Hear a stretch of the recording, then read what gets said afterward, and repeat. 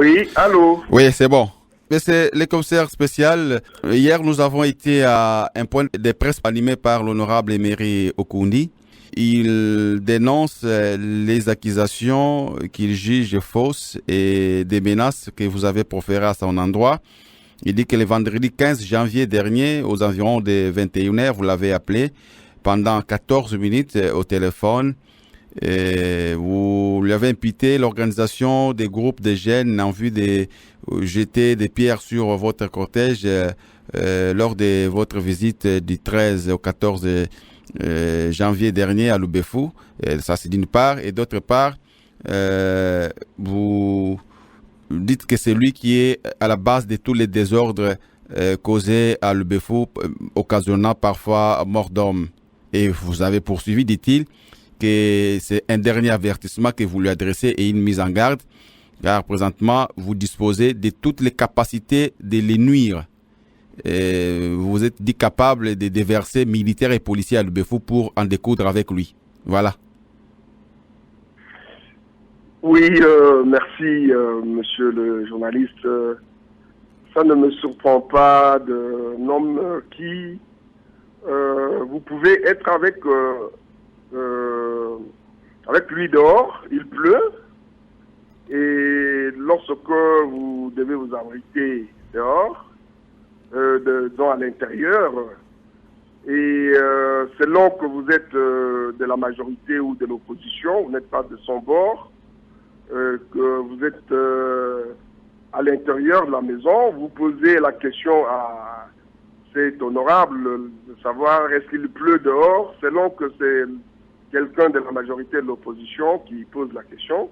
Après, si c'est quelqu'un de la majorité, il va vous dire non, il ne pleut pas. Donc, les allégations venant d'un tel personnage ne surprennent personne. Voici le fait. Je suis à Wembonyama et de là, le service m'apprenne qu'il y a une centaine d'hommes installés avec flèches, gourdins, armes de fabrication locale calibre 12 chez l'honorable et qu'il n'est pas question de s'arrêter à Lubefou. Il faut continuer son chemin jusqu'à Lusambo. Alors, moi je dis, il n'est pas question, monsieur, prenez vos dispositions parce que l'argent est sorti de la caisse de l'État. J'ai une mission pour restaurer l'autorité de l'État et en plus le service au public, donc à la population. Et pas question donc que je ne m'arrête à Lusambo. Je suis commissaire spécial du gouvernement. Je vais m'arrêter à Lubefou et faire passer le message que nous faisons passer depuis notre arrivée à Lusambo à toute la population du Sanko. Je vais m'arrêter. Et donc, il y a eu tellement de bruit autour de ça que le collègue qui était resté ici, le collègue commissaire spécial adjoint en charge de problèmes politiques, administratifs et juridiques, a dû se déployer parce que lui, il est originaire de Lubefou. Il a dû se déployer. Il a appelé le monsieur qui était à la tête de cette milice pour lui dire écoutez monsieur, s'il arrive quelque chose au commissaire spécial, eh bien les conséquences seront néfastes pour tout le Sankourou. Ah bon, l'autre a essayé de nier et le collègue lui a posé la question de savoir combien de gens étaient là chez l'honorable. Il a dit une centaine. Il dit mais qu'est-ce que c'est cette histoire? Faites repartir tous ces gens au village. Non, nous sommes venus l'attendre parce que nous savons qu'il va nous imposer quelqu'un à la tête de notre groupement de Longoniadivé. Et rappelons que ce problème de pouvoir coutumier à Longoniadivé, au groupement Longoniadivé dans le territoire de Loubefou, a fait couler tant d'encre et de salive, j'allais presque dire, tant d'eau et de sang. Il y a eu des morts, il y a eu beaucoup de morts. Et mais on savait déjà depuis Kinshasa que l'honorable était derrière ces gens-là. Qu'ils se souviennent qu'un jour, alors que j'étais ensemble avec lui parlementaire, je l'ai interpellé dans le couloir de l'Assemblée pour lui dire mais ce qui se passait chez nous n'était pas correct. Alors voilà que un groupe de ce genre-là est rentré au village. Moi j'arrive la nuit à Loubefou. Je tiens un conseil provincial de sécurité et j'ai toutes les informations. Je dis, de toute façon, je dois m'adresser à la population. Donc, le lendemain 13, donc le lendemain le 14, vers 11h, pendant que j'étais en train de m'adresser à la population, il y a eu un mouvement de foule. Il y a une panique juste au moment où je voulais aborder cette problématique du groupement de Longoniadivé. Et c'est alors que j'interviens fermement au micro en disant aux gens de ne pas avoir peur parce que la police était déployée en tenue civile, elle était prête à traquer tout un civique. Le calme est revenu, j'ai terminé mon message en me disant même à la population, je dis bon voilà, je sais que ici le chef de donc l'élu du coin et de l'opposition, mais en pareille circonstance, il aurait dû envoyer ces gens avec drapeau reconnaissable. Moi, que nous sommes plus, il y a un temps pour tout. Là, nous n'étions pas en période de campagne, mais il y avait un message à recevoir, et donc il faut faire une opposition républicaine. Le meeting terminé, je suis allé visiter les travaux de construction d'un tribunal de paix sont effectués par la BCECO.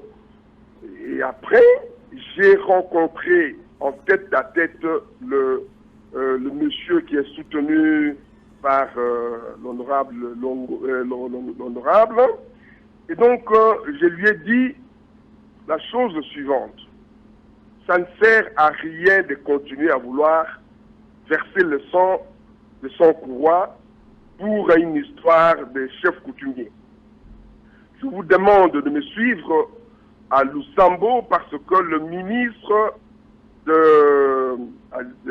d'État, ministre chargé de la décentralisation et des affaires coutumières, sera sur place à Lusambo. Je vais lui demander à titre exceptionnel de vous recevoir, vous et votre belligérant, de venir, de vous recevoir en priorité pour qu'ils vous disent ce qu'il en est au juste en rapport avec la loi du 15 août 2015 sur sur le chef coutumier. Bon. Alors, le monsieur me dit, non, voilà, écoutez, mais nous sommes ici, la famille régnante est ici, vous ne pouvez pas partir. Moi, de toute façon, je ne viendrai pas à Lusambo. J'ai dit, monsieur, si vous ne venez pas à Lusambo, nous allons travailler sur ce dossier et donc on fera en sorte que les choses se passent normalement. De toute façon, moi je pars. Donc j'ai pris la route. Pendant ce temps-là, donc j'ai pris la route jusqu'à ma résidence. Et là, les services m'ont informé que le mouvement, pendant que j'étais en train de faire le meeting, l'honorable avait ameuté les gens pour leur dire, voilà, il faut saccager le véhicule de ce monsieur. De toute façon, il n'est pas d'ici. Il ne peut pas parler devant vous, comment vous le laissez. Et dès que les gens qui étaient aux alentours ont appris, parce que c'était en main libre, c'est ainsi que ils ont commencé ce mouvement. Mais étant donné que les forces étaient suffisamment déployées, ils n'ont su rien faire. Les autres les ont quasiment maîtrisés. Bon, c'est avec cette information que j'ai pris la route. Voilà que le 15 dans la soirée, le 15 au matin, on m'appelle pendant que j'étais en train d'accueillir le ministre d'État. On m'informe que après mon départ, je venais de dépasser le rond-point maintenant vers l'honorable. Des gens armés sont revenus et ils ont rencontré des gens qui revenaient de mon meeting. Et là, il y a eu altercation et échange. Donc, ceux qui venaient du village ont commencé à tirer sur ceux qui venaient de Loubefou. Bon, donc, on a géré ça le 16, le 17 au matin. Je prends à témoin le ministre d'État. Le 17 au matin, on voit débarquer à notre résidence un monsieur qui était victime de tirs par balle calibre 12. Il y en a même de balles qui sont restées sous la dent, donc ça a pris du côté de la joue et resté donc coincé, une autre balle coincée au niveau du crâne, une autre balle au pied. C'est ainsi qu'au soir, parce qu'ils ne vous disent pas que c'est la première fois que je l'appelle. Ça, c'est la deuxième fois que je l'ai appelé. La première fois, de manière anarchique, comme vous connaissez l'homme, hein, bon, je l'ai appelé, il a ouvert son document, une radio communautaire.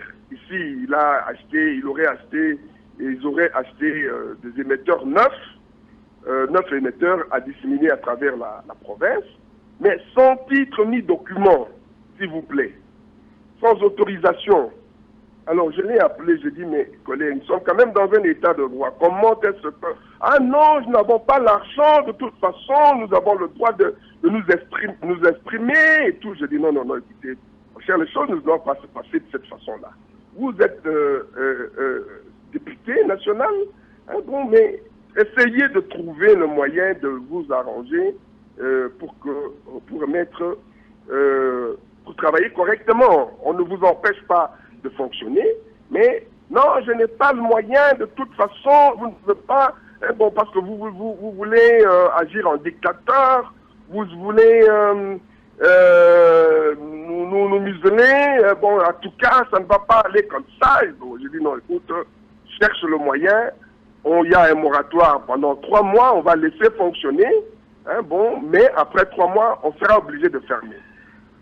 Et donc, c'est ainsi que je reviens encore à lui, je dis, mais honorable, vous savez que nous avons mission de restaurer l'autorité de l'État, hein, et pour permettre à ce que le pays, enfin, du moins la province, soit en mesure de mettre en œuvre la décentralisation, de planifier le développement. C'est une mission transitoire. Mais si nous devons perdre notre temps avec de conflits de pouvoir coutumiers et derrière ces conflits se trouvent des gens qui vivent paisiblement à Kinshasa, nous n'allons pas avancer. Hein, et vous serez les premiers à nous reprocher de n'avoir rien fait. Hein, bon, alors, mais de quoi s'agit-il même? Ont-ils dit, mais écoute, tout ce que tu as pu faire, tu as voulu faire à Loubefou, j'ai l'information selon laquelle tout ce qui a pu se passer, l'information que j'ai, c'est vous qui êtes derrière tout ça. Oui, mais qu'est-ce que tu veux? Moi, je ne suis pas de la CCI, vous voulez nous imposer des choses. L'autre, je dis, bah écoute, à l'Odja, pour l'instant, tout est calme. Il s'agit de Loubefou et c'est un bon. Alors, il a commencé à parler comme d'habitude. Il m'a même plus laissé l'occasion de parler. Je lui ai dit, monsieur, politiquement, hein, bon, j'étais là-bas, j'étais chez vous en 2 ans de mandat, vous n'avez rien fait. Hein, bon, je puis voir la maison, mais c'est rempli de rats et de concrets là. Et donc, pour un député qui prétend avoir été élu pendant 2 ans et qui surfe sur le sang, eh bien, sachez que la force est à la loi. Nous avons le moyen d'aller récupérer ces armes et nous le ferons. Ce n'est pas vous qui allez nous en empêcher. Nous allons le faire. Je pensais que j'allais trouver un moyen de conciliation avec vous, mais comme vous êtes incorrigible, c'est minable votre comportement de vouloir garder le pouvoir par la terreur, eh bien, sachez que ça ne marchera pas. Politiquement, vous êtes mort. Ça, c'est ce que je lui ai dit. Il y a même un enregistrement sonore à ce point, donc la suite de nos entretiens. Et donc, moi, ça m'étonne pas. C'est vraiment de la pure distraction. Bon, si j'ai proféré des menaces, ben, il n'a pas à faire un point de presse. Hein, il n'a qu'à aller devant la justice pour que moi j'amène mes preuves et lui les siennes. Comme ça, on verra qui aura raison. Hein, bon, donc, moi je pense que c'est vraiment de la pure distraction. Nous avons reçu une mission de la part du chef de l'État et du gouvernement. Nous devons restaurer l'autorité de l'État de gré ou de force. Je le martèle, de gré ou de force. Et ça, je l'ai dit même devant la population de Loubefou. Ce n'est pas un homme de sa trompe qui me fera fléchir. Voilà. Ok, merci beaucoup. Ok, merci bien, monsieur. D'accord, au revoir.